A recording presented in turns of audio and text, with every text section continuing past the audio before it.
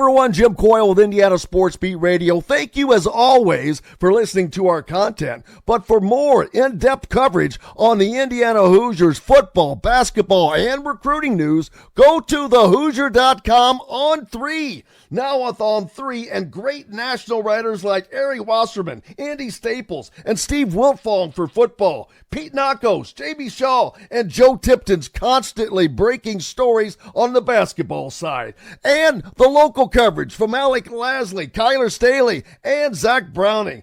You can catch something new every day at thehoosier.com. Go there. Sign up today.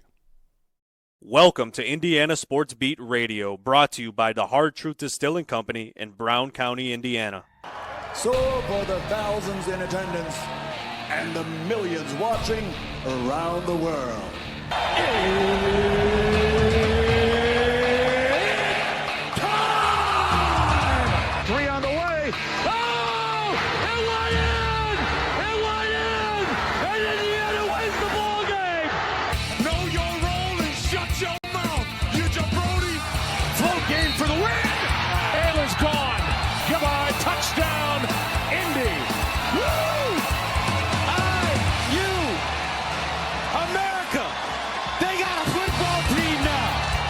Pretty simple. I win. Google me. You know that I'm the cream of the crop. Oh. Now, from the Hard Truth Studios, here's Jim Coyle. Welcome back to the Hard Truth Distilling Company Studios on this Monday. Glad to start your week off with us. Glad to have you along. Jim Coyle with you as always, coming to you from the Hard Truth Distilling Company Studios, joined now by Zach Browning, Hoosiers.com football writer. And Zach, it has been a busy weekend. Happy Easter, by the way. Thank you. You as well. Hope you got lots of chocolate bunnies in your basket. Yes, of course, as always. Yeah, exactly. I was wondering if Kurt Signetti got many bunnies in his basket, but just one so far. But that will be short-lived. But they don't need a lot. They're looking to add specific pieces, and this is one of the specific types of pieces they're looking to add to reinforce that defensive front line that Indiana did so well with last year, but you lost Burris and C.J. West probably to the NFL, and there's one other I'm leaving a blank on right now. But there you go, big one. But to get a visit and a commitment, actually, the commitment they get is a guy that played with C.J. West. So kind of a nice little handoff, handing the baton of sorts. Yeah, you're exactly right. Stephen Daley is the guy you're talking about, Kent State defensive line transfer. He committed to Indiana yesterday.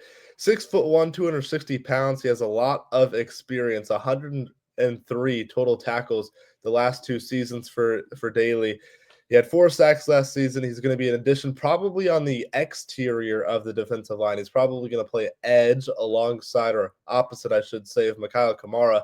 You've got Dominique Ratcliffe and you've got Hosea Wheeler on the interior of that defensive line. Those are kind of the interior defensive tackles. And you've got Kamara, who's going to likely play stud a lot this year. Daley's an important piece because that was really the one thing Indiana was missing along that defensive line, was a guy to play opposite of Mikhail Kamara that could get pressure on the quarterback. And Daley provides not only the ability to get to the quarterback, but he can also help stop the run. He's a big body down there on the defensive line. Again, as I said, 6'1" and around 270 pounds there along the defensive line for Daley. I think it'll be a good addition. It'll be interesting to see. Last year, the defensive line was one of the major positives and a major strength for Indiana. We'll see if this defensive line, this kind of new look defensive front, can live up to those expectations, because it was really good last season. Obviously, Indiana was one of the best teams in the country at stopping the run last year. We'll see if the Hoosiers can repeat that this year. Yeah, a huge part of their success last year, because when they were doing to most offensive teams, giving their own offense the opportunity to win games, which they did successfully. They're going to have to do that again, because for 2 reasons. A, they've got a target on their back now because they're not sneaking up on anybody.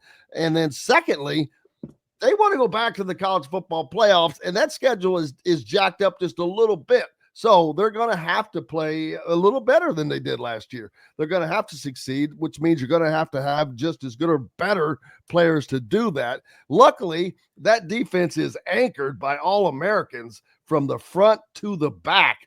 But that only goes so far. You cannot have weak spaces, weak links in the chain. So they have got to strengthen that chain, which is, of course, what they're trying to do. Yeah, it's interesting. There's still a little bit unknown, and I'd be surprised if the current way the team looks like right now is the way the team looks like going into week one of the season in the fall. There will still be some transfer portal additions for Indiana this offseason, not only just this week with the transfer portal closing on Friday, but in the coming months, because guys who are in the portal can still commit for however long up until week one of the season. So it'll still be a long road for Indiana to kind of fill out the roster. There's not going to be any big names. There's not going to be any high-level talented players probably coming in, but there will be guys that can come in and fill in roster spots. You mentioned the All-Americans, Mikhail Kamara on the defensive front, Aiden Fisher at linebacker, and D'Angelo Pons at cornerback.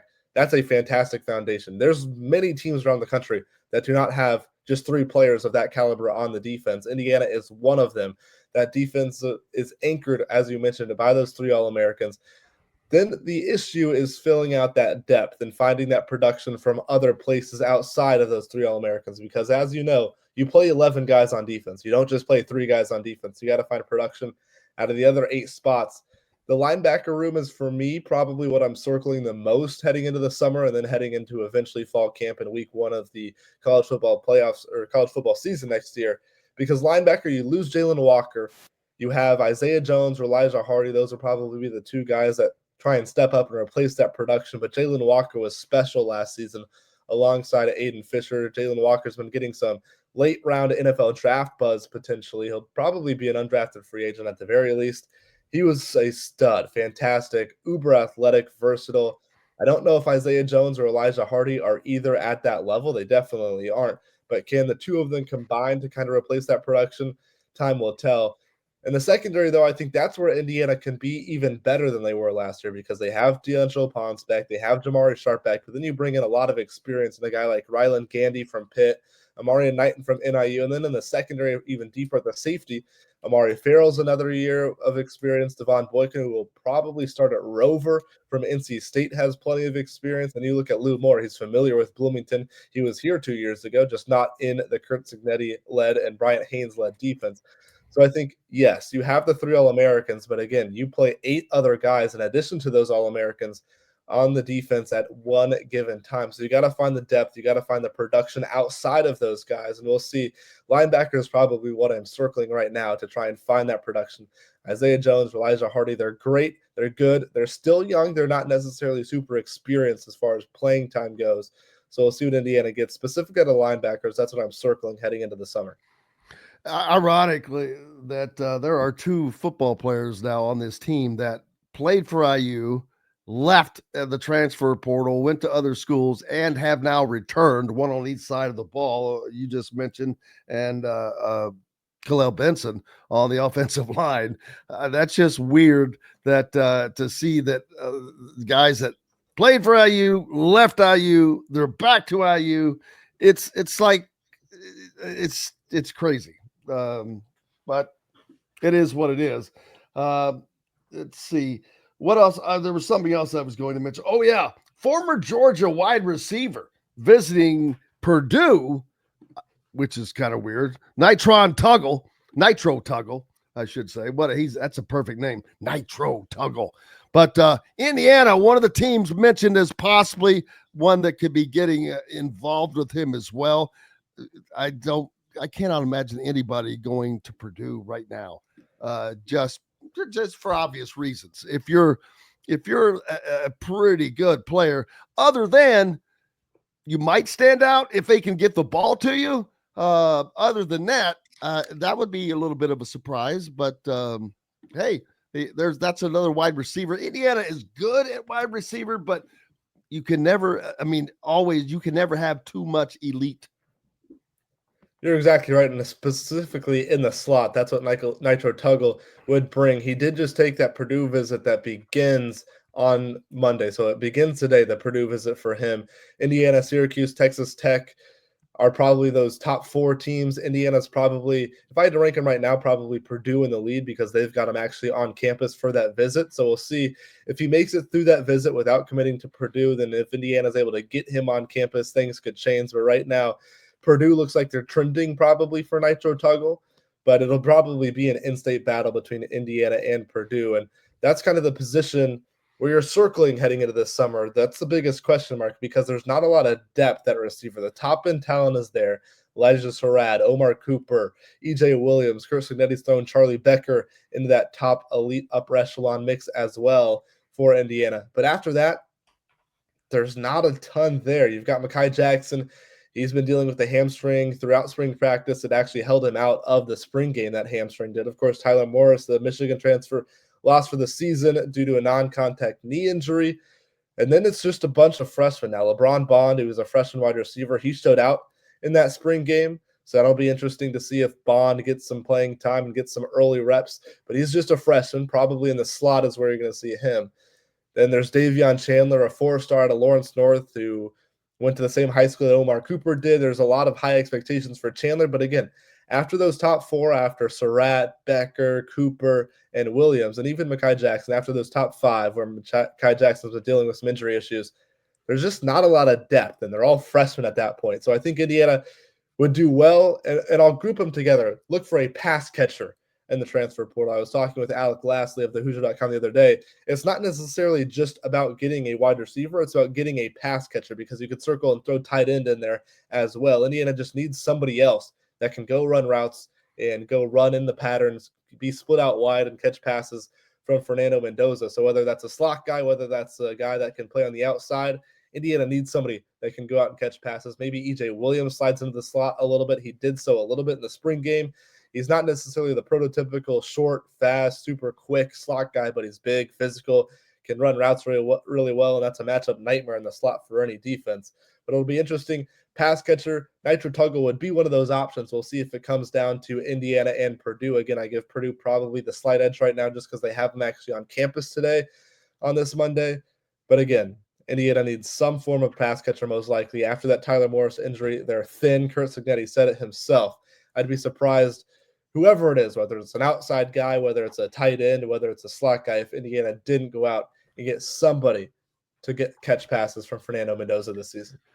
Yeah, when I hate to say it, but it doesn't matter. You can take the name Purdue out. Just any team that was not very good last year. They were really, really bad. And so when you have a school like Indiana who had a lot of success and is poised to repeat that success, and the very position you play is a position they have in need, how you would pass that up, it doesn't make sense to me. But there's a lot more that goes on in the conversations. There's a lot more that goes on. I understand that, but boy, on paper, it sure looks like that's a no-brainer for both Nitro Tuggle and Indiana. I think the issue for Purdue is they don't really have any other wide receivers. So it's kind of like the Lamar Wilkerson debate of football. You can go to Purdue and kind of be the number one option. You can go to Purdue and be the pass catcher, the guy who's going to put up close to 100 receptions, close to 1,000 yards, catch 10 touchdown passes this season. You can come to IU and be a little bit more successful. Can they get the ball to you? Exactly. That's the other point. Who's going to play quarterback for Purdue this season? Barry Odom's offense is creative, and I think that's probably a little bit of a selling point as well. If you look at what UNLV did the past couple of seasons under Barry Odom, that offense is creative. They will split 4 guys out wide to either side of the formation all the way to the boundaries. They're creative with how they get the ball to their playmakers and their fast playmakers, especially a guy like Nitro Tuggle. But again, you're comparing, can you be the number 1 option, maybe number 2 option at Purdue on a not good Big Ten team, or can you be the number 4, number 3 option at Indiana on a team that could potentially go back to the college football playoff, could potentially make some noise in the Big Ten? And Rudy, with a very accurate point, Purdue was saying the same thing about Indiana not that long ago, and they were very accurate in that. But how the times have turned. You mentioned tight end as a position that could work in there. I got to be honest with you. I'm surprised Indiana has not utilized the tight end more, or did not use the tight end more last year, because under Kurt Cignetti's previous offenses at James Madison and whatnot, the tight end was used a lot more, especially in goal line situations. Down near the goal line, I'll never forget that before the two running backs transferred to Indiana following Cignetti here, the tight end had as many touchdown catches as both running backs combined had.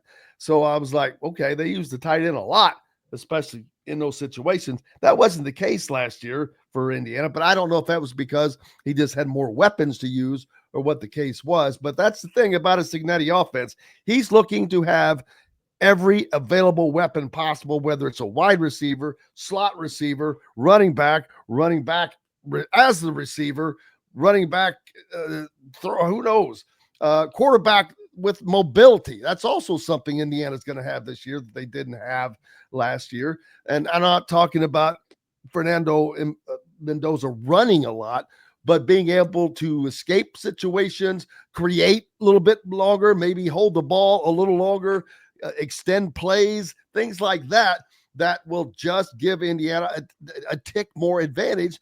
And you have to find that added something to go further than you did last year. Yeah, it's all about finding that extra edge, and I think potentially the mobility of Fernando Mendoza can do that. We know that it's something that Mike Shanahan and Kurt Cignetти like to use in their offense. I mean, just look back to that Michigan game. Curtis Rourke sealed that game on a torn ACL by keeping the ball and running for a first down on a torn ACL. Fernando Mendoza, he's more mobile than Curtis Rourke. It's just plain and simple. He's more mobile, he's quicker, he's faster, he's a little bit lighter, and of course he's not playing on a torn ACL, so that probably helps a little bit too. So it'll be interesting to see how Indiana kind of throws in that wrinkle this season, because it can sort of add an extra element to the RPO game. It can kind of add, you've got the handoff you can give, you've got the throw over the middle to a guy like Elijah Surratt on that RPO, but now if you can throw in Mendoza pulling that ball out and keeping it and running himself, that's a whole nother wrinkle that the opposing defense has to game plan for. And Indiana saw it firsthand, what Riley Leonard did with his legs. I'm not saying Indiana's going to use Fernando Mendoza like Riley Leonard was used by Notre Dame last year, because that's just a recipe for Mendoza to get hurt. Mendoza's not as well built as Riley Leonard is, but you saw what it did to an Indiana defense that was one of the top-ranked defenses in the country. It's just another wrinkle you have to defend against, and when you have to add that extra wrinkle, it's much more difficult to play defense, whether it's the RPO game, whether it's a rollout where Mendoza can either throw it deep, or if he's already rolled out of the pocket, he can take off and run. I think the quarterback running game, not necessarily designed running game, but just as an option for Mendoza, it'll keep the defenses more honest. It'll help with blitz pickups, because a defense can't just blitz you knowing that you aren't going to be able to escape the pocket like we saw with Rourke last season. That was kind of something that inhibited Indiana against Ohio State. Ohio State was able to just pretty much rush 5, get to the backfield, and Rourke didn't have the mobility on that torn ACL really to escape that pocket. Mendoza does. So it'll be interesting to see how that extra wrinkle is added this season, with Mendoza being able to get out of the pocket and being able to run. It was something that a lot of his Cal teammates, and he did frequently at Cal, was get out of the pocket, extend plays. D'Angelo Pons this past week after the spring game said Mendoza looks to extend plays to throw the ball, not necessarily to run, but he's still got that ability to run as that backup option. Away from Indiana now, but some other Big Ten news. UCLA lands a gigantic fish in quarterback Nico Lamalima from the transfer quarterback from Tennessee. I mentioned that because UCLA was a team last year that Indiana went out and kind of curb stomped and really jump-started this Cignetti bonfire that took off. Then you have the connection of Indiana's former OC out there now, and lands a big fish in that quarterback. So, and UCLA on the Indiana schedule again this year, as they will come to Bloomington late in the season in October 25th. Yeah, that'll be interesting. Nico, I'm just going to leave it at Nico. Nico is an interesting quarterback because he's so young, yet he's also so good. You mentioned Tino Sinceri. How about going from Curtis Rourke in the college football playoff in 1 year to now out to the West Coast, beautiful UCLA, beautiful Pasadena, and coaching Nico Iamaleava. There you go. I pronounced it once. That's the last time I'm going to do it, though. See, I just call it Lamaleva. Yeah, it's a tongue twister to do for sure. If you put your mind to it, you can get it, but it's difficult to get to. But Nico, it's a rough situation. It's kind of a situation where he put his trust and his agency into the wrong people. And we kind of saw how that played out. The reports are that he's probably making less money at UCLA than he was at Tennessee.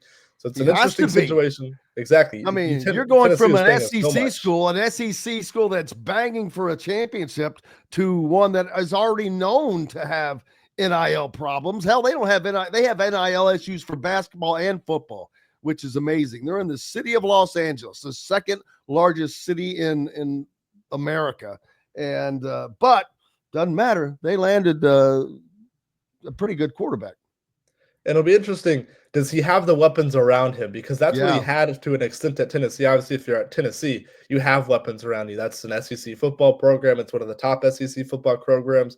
So we'll see. Time will tell if Nico, A, has the weapons around him, and B, if that UCLA defense is good enough to keep them in games, because it was a little bit of a struggle last season. The defense wasn't great for the Bruins. So we'll see. You've got to have a team around a star quarterback. They have the quarterback, but do they have the pieces around that quarterback? Time will tell. Well, a quarterback that's a perfect example of that is Fernando Mendoza, who threw for over 3,000 yards, but ran for his life most of the time, getting sacked 41 times. So it's going to be interesting to see what Fernando Mendoza can do this year with protection. Indiana has improved their offensive line, which is probably the weakest link in their chain last season. It's going to be interesting to see what that does for the running game, what it does for Fernando Mendoza, the passing game, and everything, the offense as a whole. Because from the outside, it looks like, as hard as it is to say, when you had a year like we did with Curtis Rourke, that this offense could possibly be better. And I think that this offense might be better. The numbers might agree with you there, Jen. The numbers might agree with you specifically on Fernando Mendoza, because I did this for a story a couple of weeks ago. Fernando Mendoza comparing his numbers, his PFF numbers, so the advanced metrics, all that stuff last year at Cal, to Curtis Rourke's advanced metrics his last season at Ohio, to kind of get a look of where they both were before they get that uptick in production when you come into an offense like Indiana's, because you're going to get that uptick. Indiana's offense is good enough. The weapons are there. Shanahan's good enough. Signetti's good enough to where you're going to get a boost in production, a boost in numbers when you get to Indiana, when you get to Bloomington. And the numbers actually said that Fernando Mendoza in his final season at Cal last year was better than Rourke was in Rourke's final season at Ohio. The PFF numbers were pretty much better all across the board, whether it was throwing it deep, throwing it in the intermediate, play action, whatnot, when he was blitzed, when he wasn't pressured, etc. You can go check out that article over at thehoosier.com. But the numbers back up that before they both got to Bloomington, before they both got to Indiana, Fernando Mendoza was a better quarterback than Curtis Rourke was before they both got to Indiana. So that, to me, is a sign of what could be to come. Because not only do you have Mendoza for this year, you have Fernando Mendoza for next season as well. He's got eligibility left. So if he's got one system where he can take as a quote-unquote developmental year in this system and still be fantastic, his senior season, he could be one of the top, if not the top quarterbacks in the country based on how good Curtis Rourke was last year and how good Fernando Mendoza is projected to be. So only time will tell. Again, we're still a ways away from the college football season, and Mendoza will have much more time. I think that's a big thing. He's going to have much more time in the pocket. That was the number that really jumped off the page last season to me when he wasn't pressured, which wasn't very often at Cal last year. He was fantastic. He was one of the top quarterbacks in the ACC last season when he wasn't pressured. He just happened to be pressured as often as he was. So with the new look offensive line, with better weapons, with a running game that can truly be a counter to the passing game, that can truly be a 1-2 headed attack for Indiana's offense next season, I think the sky is the limit for Mendoza, and he's already shown that he can put the ball where he needs to, especially deep. Indiana loves to go deep. They love to throw that ball deep down the sideline to Elijah Surratt. That's Fernando Mendoza's bread and butter. So only time will tell, but I think Mendoza has all the tools, all the capabilities. The numbers back it up too, that he could be just as good, if not better, than Curtis Rourke was during Rourke's historic season last year at Indiana. Yeah, Fernando looked pretty good at Indiana's pro day, throwing a lot of deep balls that were on the money. Switching topics for just a second, Zach covers baseball pretty efficiently as well. And excuse me, Indiana wins their first series that they didn't 2-1, their first 2-1 series. Why is that such a big deal? I was able to catch through some of the game when I was driving yesterday, and I kept hearing that over and over, that this is the first Big Ten series, at least I think, in quite some time, that they had won 2-1 as opposed to 3-0. So why is that such a huge deal? It's a big deal because Indiana just needs wins at this point. This is a team on the baseball side of things where they came into the year as a fringe top 25 team in the country, haven't necessarily lived up to those expectations. The health hasn't been there. The pitching staff has struggled at times when they've needed it most. The offense sometimes hasn't come through. This is a team that's probably not going to get an at-large bid at this point. They just don't have the quantity of wins, let alone the quality of wins heading down the backstretch of the season. So it's big for Indiana, though, because at this point, new Big Ten tournament for baseball. It's a new look Big Ten tournament. They'll have pool play. Only 12 teams make the Big Ten tournament in baseball. So at this point, if Indiana lost this series this weekend, making the Big Ten tournament wasn't going to be easy. It was going to be a little bit of a challenge. They're still now rock solid in the Big Ten tournament.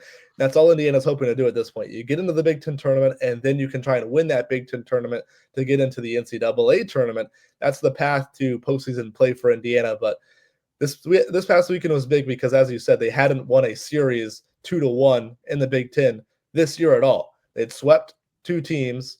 They'd swept Ohio State and Michigan State, but then they'd have also lost a lot of series, whether it was getting swept, whether it was losing 1-2. So it's a big series to get back on track and really solidify their place in the Big Ten tournament come mid-May. Zach Browning from thehoosier.com. Just like that, he's got that kind of information and constantly more content at thehoosier.com. Appreciate you, my friend. Enjoy your week. Thank you so much for having me, Jim. Enjoy your week as well. What's up next for you, by the way? I don't know. It's Little Five week, so it's Little Five. There week. is that. I'll be broadcasting the Little Five, the men's Little Five race on the IU Student Radio come Saturday. Do you, when you're broadcasting that, do you broadcast that from a stationary bike? I wish, although I'd probably run out of breath within the first 20 or 30 laps. I think that should be a requirement, that when you're calling the Little Five, that you do so from a stationary bike, and maybe they could even put some cables up there where the guys have to go around with them, like the little drone deals. You know, just gives you a more lifelike understanding of what's going on, right? I'll talk to the people at Bill Armstrong Stadium. Maybe we can fit that in the press box there. Zach Browning from thehoosier.com. Make sure you go there, sign up today, or you're missing out right now. Zach, appreciate you, brother. Thank you so much, Jim. Hello, everyone. Jim Coyle with Indiana Sports Beat Radio. Thank you, as always, for listening to our content. But for more in-depth coverage on the Indiana Hoosiers football, basketball, and recruiting news, go to thehoosier.com on 3. Now with On 3 and great national writers like Ari Wasserman, Andy Staples, and Steve Wiltfong for football, Pete Nakos, J.B. Shaw, and Joe Tipton's constantly breaking stories on the basketball side. And the local coverage from Alec Lasley, Kyler Staley, and Zach Browning. You can catch something new every day at thehoosier.com. Go there, sign up today.